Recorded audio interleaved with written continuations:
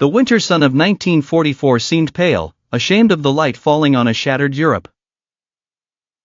In a German barracks on the Western Front, Lieutenant Kurt Bruns stood before his maps and the remnants of his inner certainty, a man who had begun his youth believing in the fabricated narratives of a homeland stripped of truth, and ended it in a time when illusions shattered amidst the roar of cannons.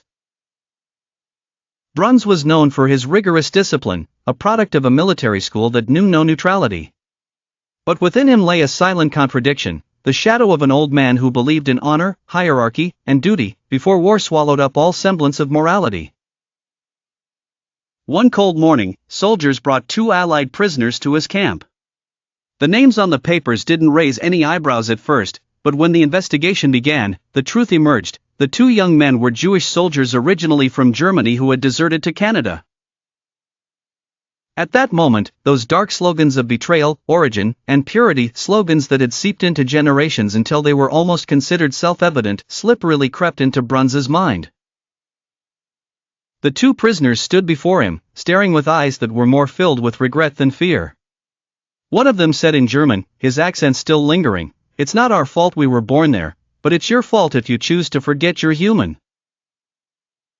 Bruns's hand trembled for a moment, but he quickly concealed it behind his back. An internal struggle raged within him. Military law, as he understood it then, granted absolute power to those in his position.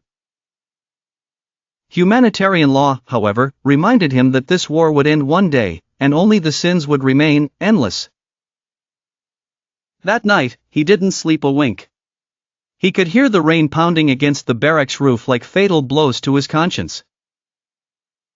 He remembered his father, who had died in a previous war, telling him, "The real victory is not losing yourself." But he also remembered his commanders and the higher orders, and the fear of being seen as weak, a traitor, or even sympathetic. The next morning, a summary judgment was issued, without trial, without defense. The execution took place outside the barracks, in a hazy space between the woods and the dirt road. Bruns stood there, head down, listening to the crack of the rifles, then the shot that shattered the silence of the front. At that moment, he felt something break inside him, as if a faint light had been extinguished forever. A few months later, as the Allied forces advanced, Bruns was nothing more than a weary man carrying a small bag, his face heavier than the years.